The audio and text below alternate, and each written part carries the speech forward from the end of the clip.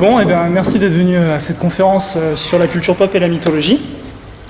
Je me présente, Christophe Bruno, je suis maître de conférences en sciences du langage. Depuis 1 an, je développe avec des amis une chaîne YouTube basée sur un cycle de conférences que je fais depuis 2 ans sur la culture pop et la mythologie. C'est un sujet très à la mode, aussi bien dans la critique que dans les sciences humaines, que dans les journaux. À titre d'exemple, un magazine vient de sortir, s'intitule Mythologie. Et si vous ouvrez ce magazine, dans la 2e page, on vous parle de super-héros, en vous expliquant au passage que les super-héros sont une invention française. C'est quelque chose qu'on entend de plus en plus, que le XXe siècle aurait conçu sa propre mythologie à partir des œuvres issues de la pop culture, et notamment les comics américains et les films à gros budget. C'est un espèce de lieu commun qui s'est implanté un peu dans toutes les strates de la communication, notamment chez la critique, mais beaucoup aussi à l'université. Et donc, je me suis penché sur ce sujet à la fin de mes études. Et j'ai produit comme ça quelques petites conférences que j'ai présentées au grand public. Ça a beaucoup plu. Donc c'est ce genre de conférence que je vais vous faire aujourd'hui. Et avec des amis, on a décidé d'en faire une chaîne YouTube et voir si ça allait trouver son public. Donc la chaîne vient juste de sortir, elle s'appelle Myth & Moll. Pour l'instant, il n'y a qu'un teaser. L'épisode sur Alien sera le premier épisode et il devrait sortir dans 4-5 jours à peu près. Voilà. Alors cette conférence se composera de 3 parties. Je vais peut-être enlever le blanc qui fait mal aux yeux. On va directement mettre un fond plus thématiquement plus imposant. La conférence se compose de 3 parties. Dans une première partie, je vais vous présenter ces notions de mythe et de mythologie. Qu'est-ce qui fait leur popularité et surtout dans quel secteur elles sont populaires. Pourquoi est-ce qu'on les emploie autant aujourd'hui? Dans une deuxième partie, je vais appliquer ce que j'aurais dit de la mythologie sur le film Alien, non pas sur la saga, non pas sur la bestiole, mais vraiment sur le film Alien, celui de Ridley Scott. Et dans une 3e partie, je parlerai enfin du xénomorphe lui-même. Et à chaque fois, donc, je ferai le parallèle entre le film, le xénomorphe et la mythologie dont il s'inspire. Et je vous laisserai ensuite donc, normalement 20 minutes pour pouvoir m'assassiner à la fin. Fan ou mythologue, sémiologue, etc. Je ne sais pas qui est là aujourd'hui. Voilà, vous pouvez me poser des questions et donc éventuellement repérer les passages qui vous auront semblé un peu obscurs. Donc, les termes de mythe et de mythologie sont des termes qu'on emploie aujourd'hui. Alors, pour le terme de mythe, on le trouve essentiellement dans la critique. Souvent, quand une œuvre est extrêmement populaire, et qu'elle est pérenne surtout, puisque la popularité ne suffit pas, il faut aussi que l'œuvre soit pérenne pour que la critique emploie le terme de mythe. Et on parlera ainsi du mythe de Superman, du mythe de l'Alien, du mythe de James Bond ou encore des adaptations de Blanche-Neige en ces termes. Une fois qu'une œuvre a connu une certaine popularité et un certain nombre d'adaptations et de réappropriations, la critique emploie la notion de mythe pour désigner, dans un seul bloc, cette popularité et cette pérennité de l'œuvre. Alien en fait partie. En 2002, il a été sélectionné par la Bibliothèque nationale du Congrès à Washington pour figurer au rang des œuvres historiquement, culturellement ou esthétiquement importantes, quelques années après Star Wars. Donc on trouve ce terme de mythe employé dans la critique. Essentiellement, on le trouve aussi dans la critique d'art contemporain, mais alors là, il s'agira plus de dire que telle œuvre d'art ou tel artiste s'en prend à un mythe, pour le détruire en général, ou pour nous montrer en quoi il s'agit d'un mythe. Donc on emploie beaucoup ce terme pour ça, et il y a aussi le terme vulgaire de mythe qui désigne un fait qui n'est tout simplement pas fondé, pas réel.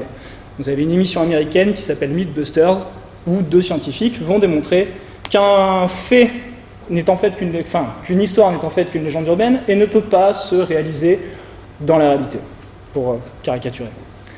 Le terme de mythologie, quant à lui, se retrouve plus dans le discours des fans. Un fan connaît la mythologie de l'œuvre qu'il apprécie. Et on parlera ainsi de la mythologie de Superman, pour expliquer par exemple que Superman tient son pouvoir du soleil jaune de la Terre et que si jamais quelqu'un touchait à cette ligne du script de Superman, il aurait détruit le mythe. Donc les fans vont beaucoup parler de mythologie d'une œuvre pour désigner un savoir des choses qui sont consubstantielles au mythe en lui-même. Dans le cas d'Alien, on pourra parler aujourd'hui de la reine des aliens, de son mode de reproduction, du rôle que joue la femme à l'intérieur du scénario, du rôle de la technologie, des androïdes, etc., etc. Tous ces éléments que l'on va retrouver à chaque adaptation d'un nouvel Alien, ou encore sur les adaptations de nouveaux supports comme le jeu vidéo, les romans, les sagas, etc. Donc ça, c'est pour les emplois de mythe et de mythologie dans le langage populaire. Mais on trouve également ces notions employées On trouve également ces notions employées en sciences humaines aujourd'hui. Depuis à peu près les années 50, date à laquelle est sorti un ouvrage dont je vais parler juste un petit peu après, depuis les années 50, les sciences humaines s'intéressent aux mythes et aux mythologies. Excusez-moi, je vais boire un petit peu parce que je n'ai déjà plus de salive.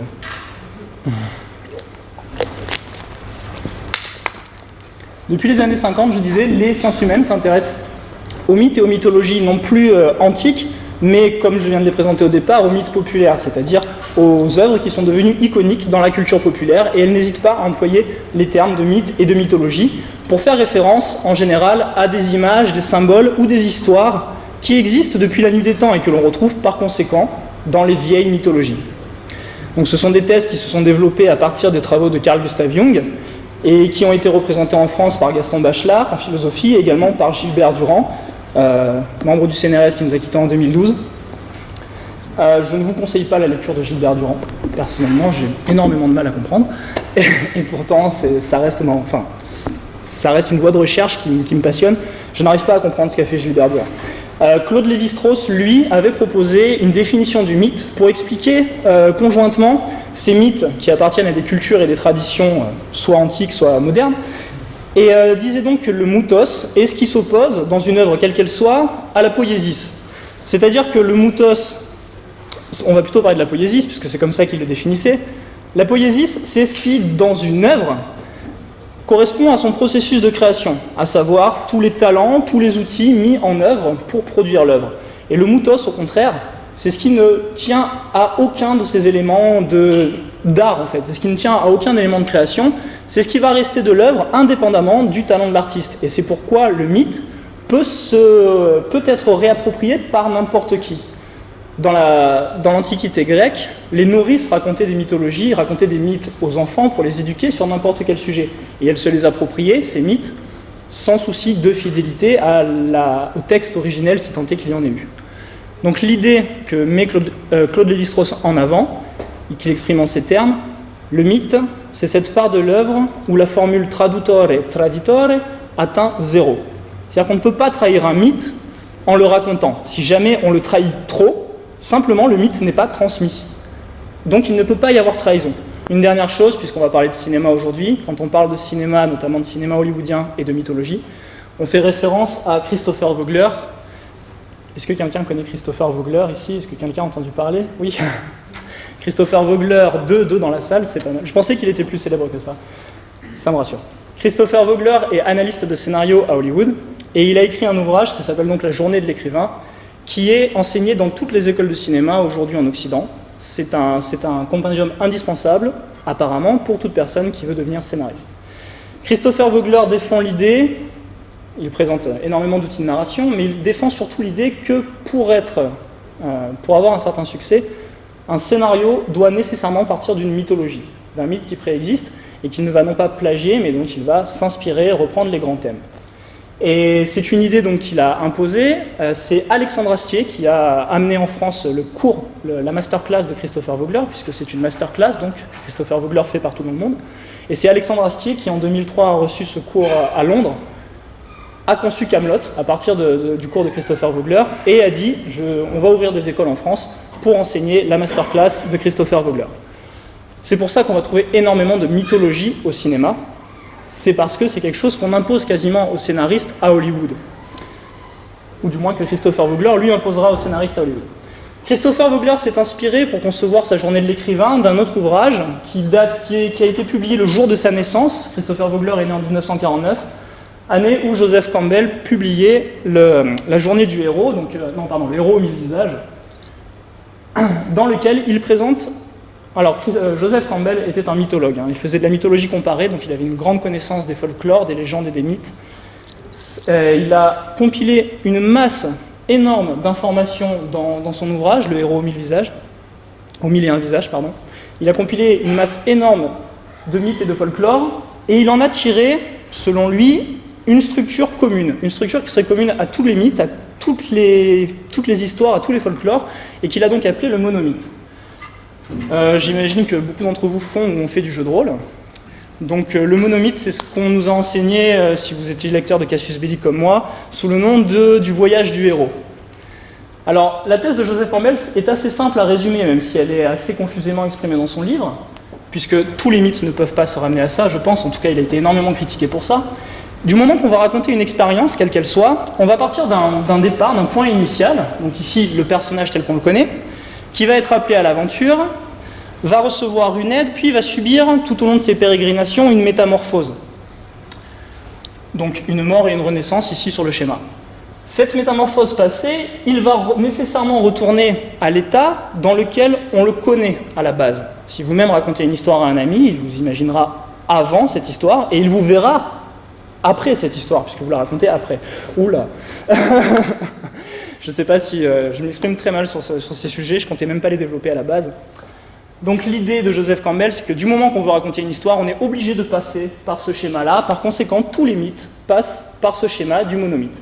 Ce qu'il faut bien voir, c'est que c'est avant tout une structure narrative, et pas un recueil, enfin, il n'y a pas l'image et le symbole que l'on va trouver dans une mythologie.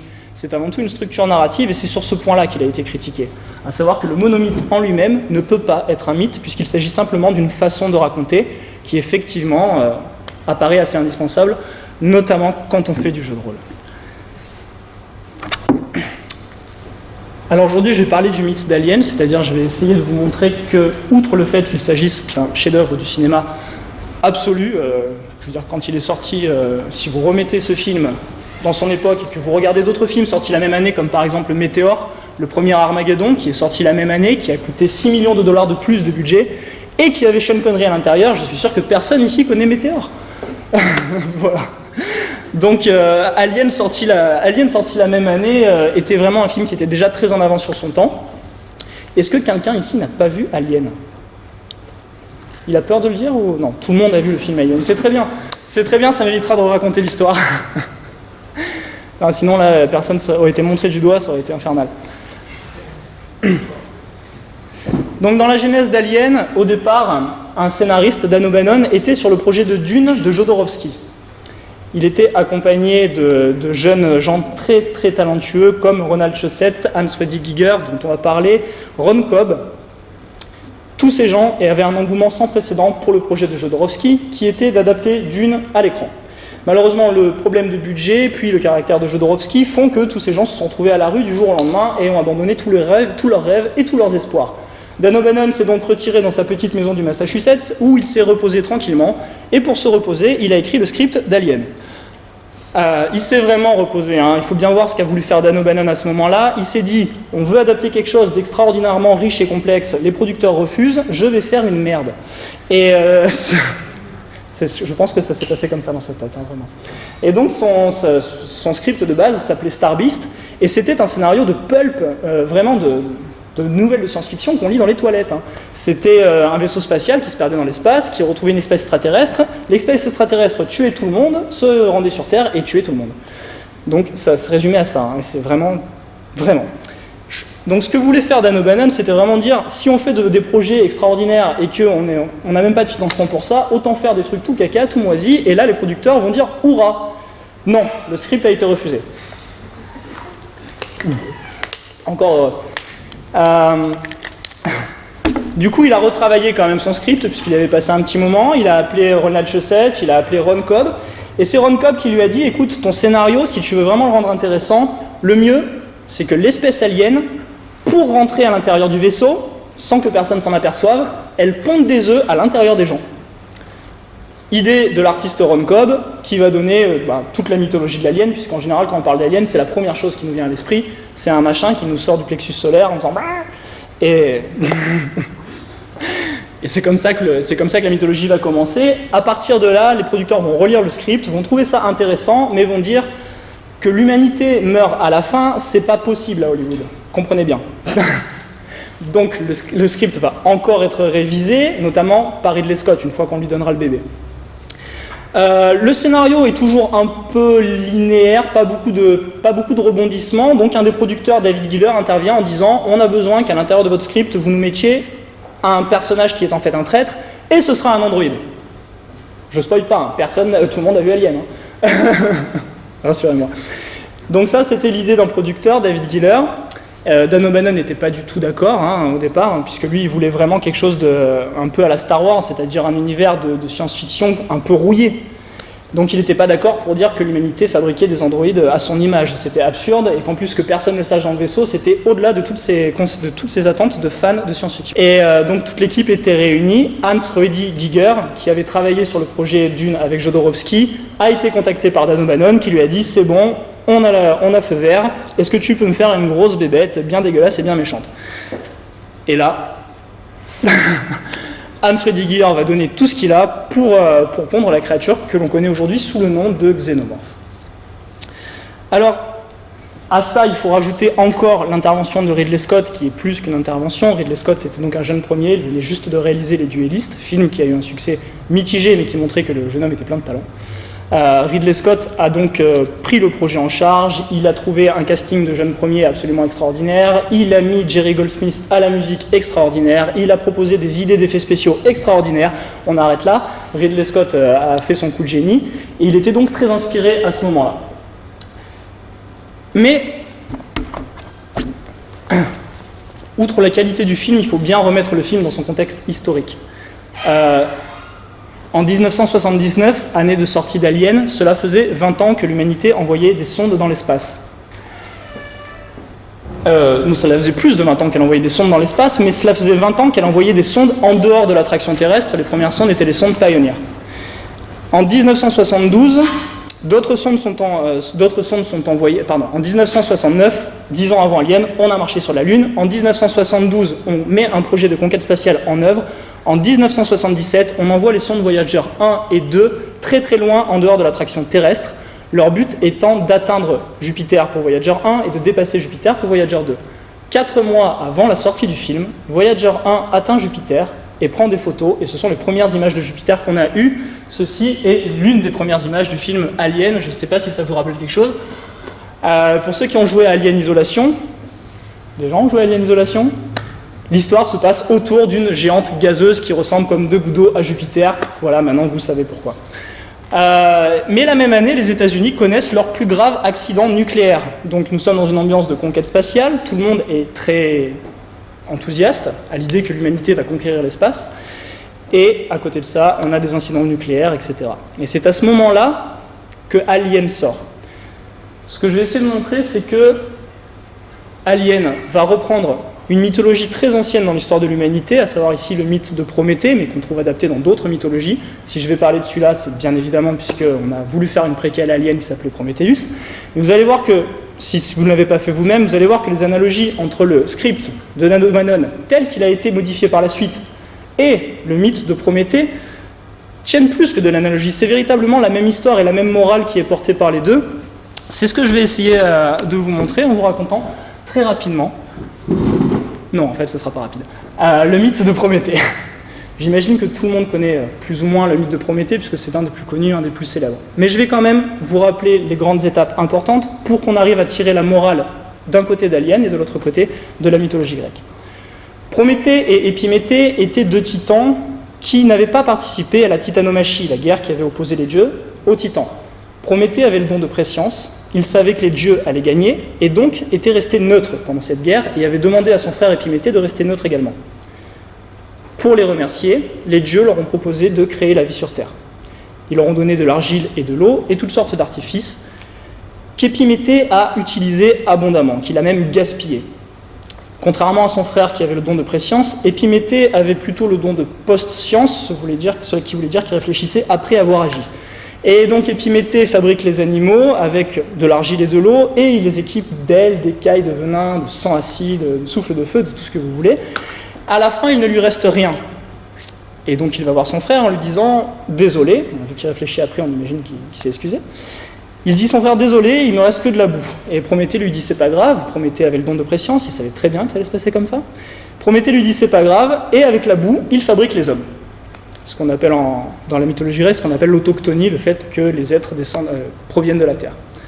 Prométhée fabrique les hommes avec de la boue, et pour compenser la faiblesse naturelle des hommes, contrairement à tout ce qu'Épiméthée vient de créer, il va voir les dieux, et leur dit, voilà, je viens de créer les hommes avec de la boue, ils ne sont pas très bien équipés, ils ont peu de chances de survie, est-ce que vous pourriez leur remettre le feu divin, le feu de la connaissance ? Et Zeus accepte.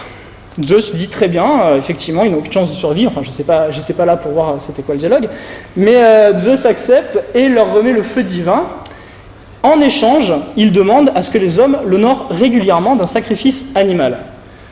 En Grèce, les sacrifices animaux étaient courants, on pouvait sacrifier jusqu'à 100 bœufs pour une cérémonie, mais la population gardait la viande. Et cela s'expliquait d'une façon très simple, par le mythe de Prométhée.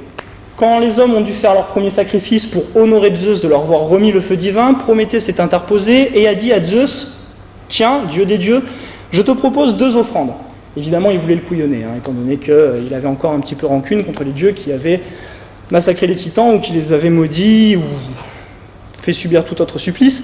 Prométhée, devant les dieux, devant Zeus, lui dit « Voilà les 2 offrandes. D'un côté, tu as la chair d'un bœuf que j'ai empilée dans une assiette, un peu comme on mange nos steaks, et de l'autre, tu as l'animal. Choisis. » Zeus prend l'animal entier, et en fait, l'animal était bourré de graisse, il tenait à peine avec des os, c'était une fausse carcasse. Enfin, c'était un faux animal sous forme de carcasse, et quand Zeus met ses mains dans la graisse, il sait qu'il a été dupé. Donc, il reprend le feu aux hommes. Prométhée, qui a été très cool avec nous jusqu'alors, continue. Il va prendre une branche de fenouil, se planquer derrière Zeus, et lui voler le feu avec la branche de fenouil pour le rendre une nouvelle fois aux hommes. Je sais qu'il y a plein de versions de l'histoire de Prométhée. J'ai essayé de condenser le plus de versions possible, mais ça reste très fidèle à la version d'Hésiode. Si jamais vous voulez la version la plus fidèle au récit que je vous raconte, c'est celle d'Hésiode. Je vois qu'il y a des... donc, Prométhée va voler, cette fois, le feu à Zeus, et c'est pour ça qu'il va être châtié. Pour ça, pour les sangliers, etc. Non, pour le bœuf, pardon, etc. Plus tard, Zeus voit que l'homme sait toujours compter, cuisiner, s'habiller, écrire, voyager dans l'espace, et il comprend que nous sommes toujours dotés du feu divin. Du coup, il décide de se venger une bonne fois pour toutes. Et c'est là qu'il fabrique Pandore, la première femme. Encore une fois, selon les versions, les femmes existaient ou n'existaient pas. Dans la version où elles n'existaient pas, Pandore était la première femme. Alors pourquoi Pandore pour châtier les hommes ? Parce que Prométhée a le don de préscience, il est capable de savoir ce qui va se passer, donc il peut contrecarrer les plans de Zeus. Et d'ailleurs, à ce moment-là, il va voir son frère, Épiméthée, en lui disant « N'accepte aucun cadeau de Zeus ». Problème, Pandore est forgée parfaite. Zeus demande à tous les dieux d'accorder à Pandore tous les dons, et à Athéna le don de curiosité, puisque chez les dieux, la curiosité est un don. Pandore est forgée parfaite, et Zeus va donc offrir Pandore à Épiméthée, et Épiméthée voit Pandore, et donc n'écoute pas son frère, et il la prend immédiatement pour épouse. À partir de là, les dieux, enfin Épiméthée va donc épouser Pandore, les dieux bien sûr s'y attendaient, il leur offre une boîte qu'il ne faut surtout pas ouvrir, la boîte est symbole du mariage, c'est quelque chose qu'il ne faut surtout pas ouvrir, il leur explique bien, attention, il y a tous les mots de l'humanité à l'intérieur, si vous ouvrez ça, vous maudissez l'humanité jusqu'à la fin de ses jours. Donc il leur donne ça comme cadeau de mariage, et bien sûr Pandore a été fabriquée de telle sorte qu'elle ouvrira forcément la boîte. C'est un châtiment qui nous est destiné pour avoir hérité du feu par vol aux dieux. C'est assez retors quand on y pense, mais tout est bien expliqué dans la mythologie grecque, puisque Prométhée a le don de préscience, il faut tromper le don de préscience, etc. Tout tient assez bien. Mais on a quand même recours aux dieux. Et l'histoire s'arrête ici, Pandore va ouvrir la boîte puisqu'elle est curieuse. Et normalement, vous devriez vous demander, mais quel rapport avec Alien ? Est-ce que certains d'entre vous se posent la question encore, quel rapport avec Alien ? Je vous montre cette image de Boris Vallejo que vous voyez tout en haut. Donc c'est Sigourney Weaver ouvrant la boîte avec un alien qui en sort globalement. 2 secondes.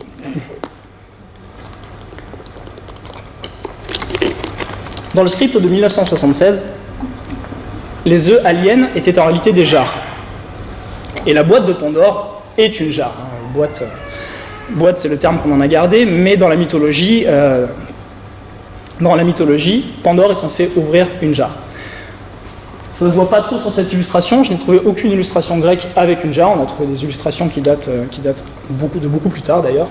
Aucune illustration grecque avec la jarre, même si le thème revient très souvent, et très souvent sur les amphores, sur les jarres grecques, on voit dessiner une femme à côté d'une jarre, puisque c'était ce qui servait notamment à la toilette, etc. Donc on associait beaucoup la jarre aux tâches d'hygiène féminine.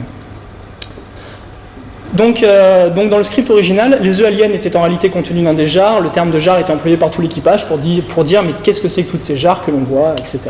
Également, dans le script original toujours, l'équipage du Nostromo devait visiter un peu la civilisation alien, des éléments qu'on va retrouver dans Alien versus Predator notamment.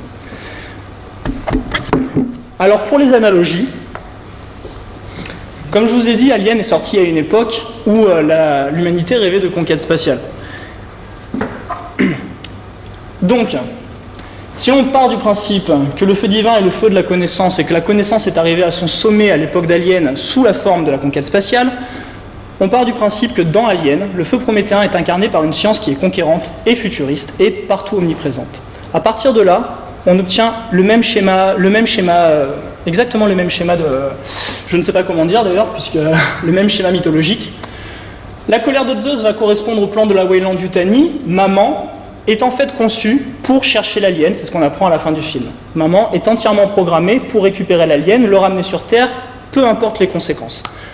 La Weyland-Yutani, je parle de Weyland-Yutani, j'insiste pour dire qu'elle s'appelait déjà comme ça dans Alien 1, c'est marqué sur les canettes de bière.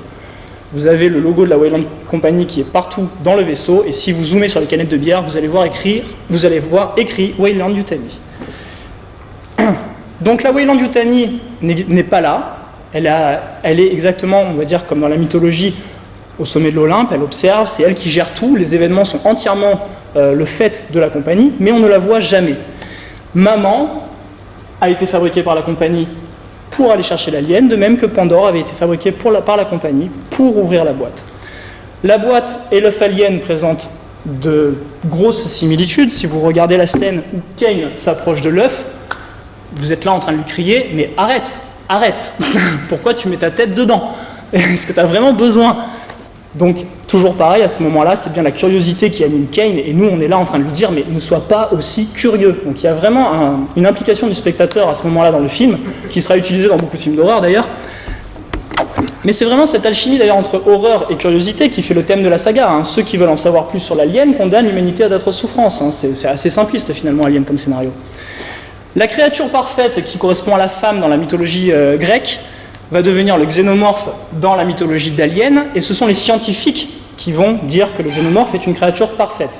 De la même manière que dans la mythologie grecque, Pandore est conçu comme une créature parfaite. Et de la même manière que Épiméthée ne pourra pas résister à la perfection de Pandore, les scientifiques dans Alien ne pourront pas résister à la perfection du xénomorphe. Et ça aussi, c'est une question qu'on ne se pose jamais, ça paraît évident, et toutes les explications fallacieuses que donnent les personnages scientifiques dans la saga ne nous dérangent pas. On accepte complètement l'idée que cette créature soit parfaite et que les scientifiques soient obnubilés par eux. Bon, et enfin, dernier élément du mythe, Prométhée. Je n'ai pas mis l'image du Space Jockey, c'est bizarre. Donc depuis de récentes années catastrophiques, on nous soumet l'idée que le Space Jockey dans Alien 1 était bien notre créateur. Donc voilà, une inspiration, on se demande bien d'où elle vient. Alors j'ai mis le tableau d'Eva Prima Pandora juste au-dessus, puisque je vais passer à ma troisième partie en fait. Donc dans la mythologie grecque et la mythologie abrahamique présentent énormément de points communs, même si les symboles sont dispatchés de façon complètement différente. Plusieurs auteurs se sont mis à souligner le parallèle entre la chute de l'homme dans la Genèse et le moment où Pandore ouvre la boîte dans la mythologie grecque. Donc c'est une analogie qui a longtemps été mise en avant, et donc ce tableau est censé l'illustrer puisqu'il s'appelle Eva Prima Pandora. Donc Jean Cousin, avant-gardiste, puisque c'est un des premiers nus de l'histoire de la peinture française. On en a au Moyen-Âge aussi, mais dans ce réalisme-là, c'est le premier.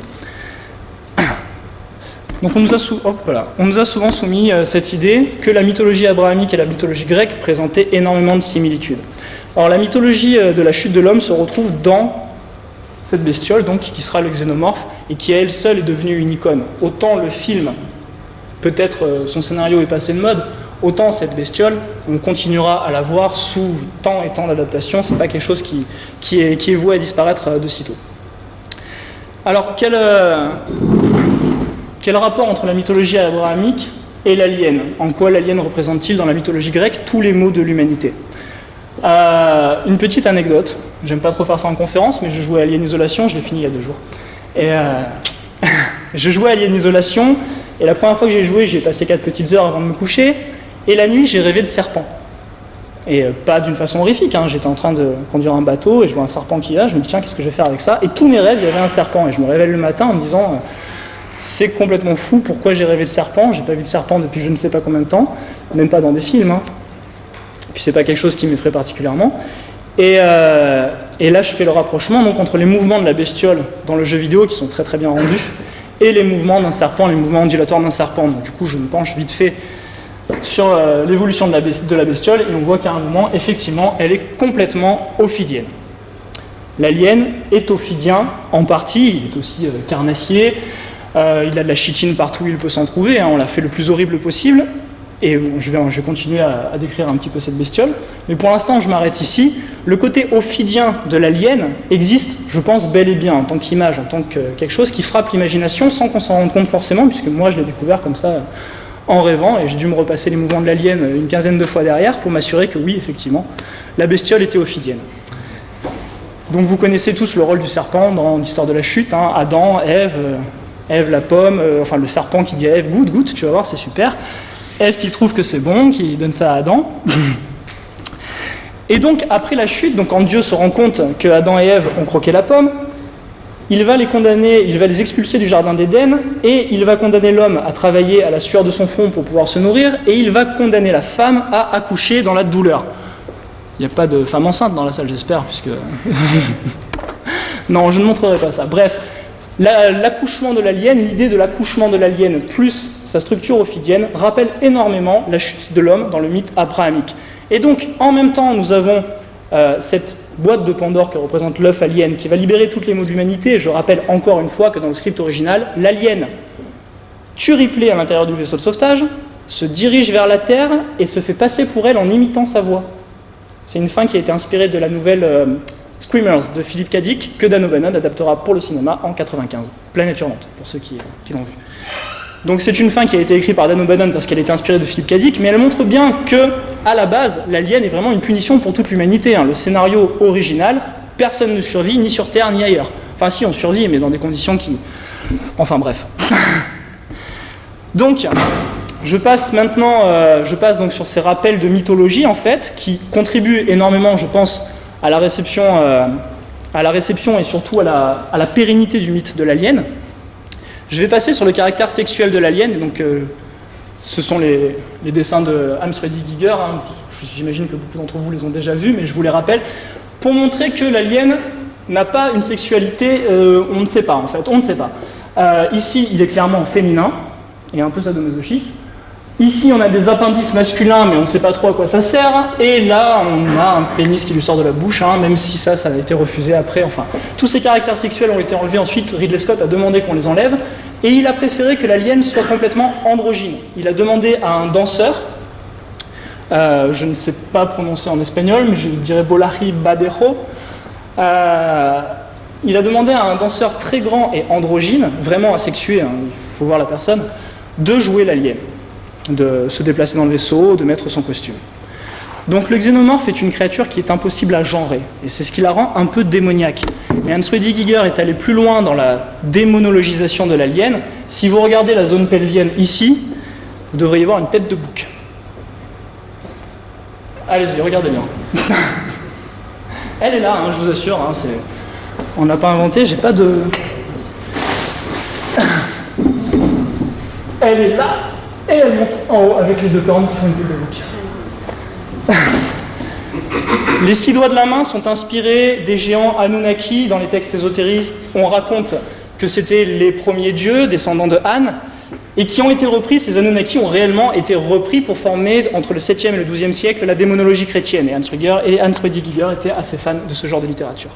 Donc il a démonologisé complètement l'alien, outre son côté ophidien, donc qui rappelle le serpent dans la Bible, il a complètement démonologisé l'alien pour le rendre effrayant. Je crois que je suis allé très très très vite sur ma conférence. Ça fait à peu près 40 minutes. Donc, moralité de cette histoire, je n'ai fait que rappeler des mythologies qui ont inspiré directement ou indirectement, on ne sait pas, hein, puisque personne n'a jamais affirmé dans l'équipe que le mythe de Prométhée avait inspiré le scénario du premier Alien, ou que le serpent dans la Bible avait inspiré Hans Freddy Giger pour sa créature. Donc on ne peut pas parler ici de véritable inspiration, mais en tout cas on retrouve des schèmes mythiques qui ressortent à un moment où, précisément, le sujet redevient d'actualité. Alien, encore une fois, est sorti au moment où la conquête spatiale enflammait l'imagination, Star Wars avait aidé à enflammer l'imagination, Star Trek, etc., je n'en parle pas, et Alien arrive à ce moment-là et nous présente, on va dire, le côté obscur de cette imagination très enthousiaste sur la conquête de l'espace. On n'a pas souvent eu de critique d'Alien qui mettait en rapport le côté science-fiction du film avec la créature en elle-même. On a eu très peu de descriptions du rôle que jouait vraiment la science dans Alien.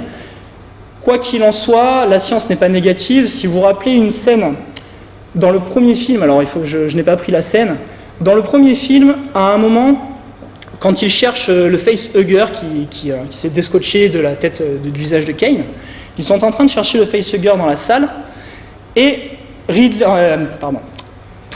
deux personnages entrent, je crois qu'il y a Dallas, il y a Ash, et il y a Ripley qui arrive en dernier, et elle ne ferme pas la porte. Est-ce que ça vous dit quelque chose ? Re-regardez la scène, vous verrez que Ripley ne ferme pas la porte, elle rentre, ils se mettent à chercher. À un moment, Ash, scientifique de l'équipage, cyborg de l'équipage, va, tout en continuant sa fouille, il va regarder la porte ouverte, il va faire pfff, et il va fermer la porte comme ça. Il va souffler un petit coup en disant « mais qu'est-ce qu'elle est idiote, elle n'a pas pensé à fermer la porte ». Et ça reviendra à la fin de Alien 1, quand l'alien se retrouvera dans le vaisseau de sauvetage, Ripley a oublié de fermer la porte. Donc la science n'est pas présentée d'une façon négative dans Alien. Si le personnage de Ash est méchant, ce n'est pas parce qu'il incarne la science, mais parce qu'il suit les plans de la compagnie. Tous ses sentiments sont fins afin de servir les buts de la compagnie. On n'a pas une science qui est démoniaque dans Alien. C'est ce que va faire en fait, c'est le rôle que va jouer l'alien entre la science, qui n'est pas vue comme démoniaque, mais qui transporte l'homme au-delà de ce qu'il devrait être, étant donné qu'il n'y a pas de dieu dans Alien. Dans la mythologie grecque, c'est bien incarné dans le fait que l'homme doit honorer les dieux et ne l'a pas fait, d'où sa punition. Dans Alien, il n'y a pas de divinité. Et donc le xénomorphe va jouer ce rôle de « attention, quelles sont les limites ? Est-ce que vous avez bien conscience du pouvoir que vous avez en main ?» etc. Donc on va avoir cette morale de la mythologie grecque qui va être restituée à notre époque. Je vous remercie, c'était un peu confus, j'avais un peu répété ce matin, mais enfin voilà, devant le stress et tout ça. Je vous remercie de m'avoir écouté, j'espère que ça vous a plu. Demain, je ferai une conférence sur Superman et Batman. Donc, vite fait, je vous explique le principe de la chaîne Mythémol. Il s'agit de présenter à chaque épisode une œuvre issue de la culture pop et de la mettre en rapport avec un mythe, comme je viens de le faire pour Alien. Le principe est de poser des critiques un peu littéraires de ces œuvres pop, sans prendre parti politique, théologique, etc. Et c'est à ça que va servir le mythe, en fait. Ça va servir à avoir une position neutre pour offrir une critique un peu substantielle d'œuvres pop qui ont déjà été très critiquées. Et on va se servir du mythe pour essayer d'avoir une position un peu neutre et proposer des critiques un peu littéraires, donc d'œuvres de la culture populaire. Bon, merci de m'avoir écouté.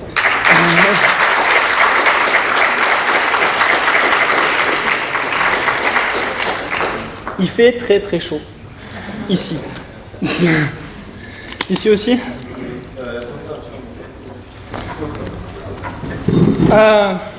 Donc des questions, les fans notamment, et ceux qui doutent. J'ai une petite question. À un moment donné, tu parles de Prométhée enchaîné et du Space Jockey.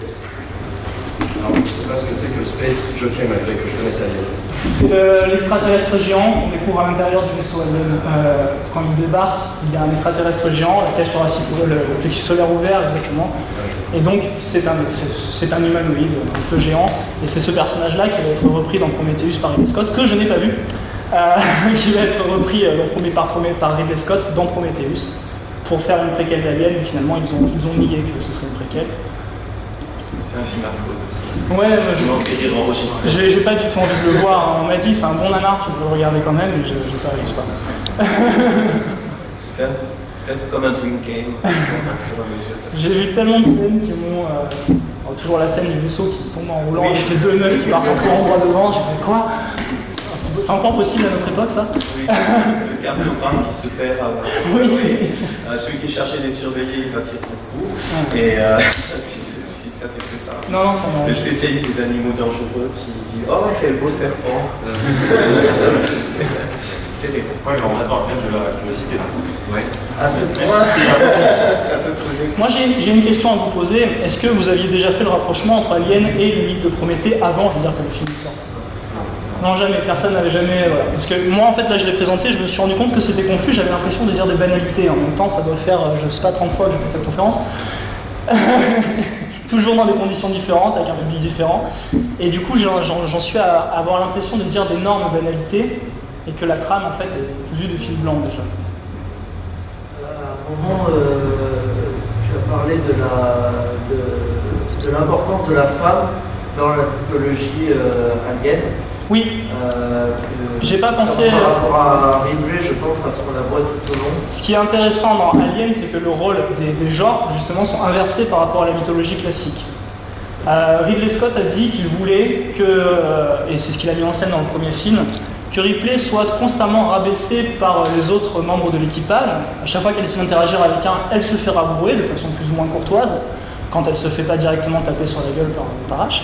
Et il voulait qu'elle soit comme ça, acculée pendant tout le film, et que finalement ce soit la seule survivante, donc qu'elle manifeste un courage que les autres membres n'ont pas.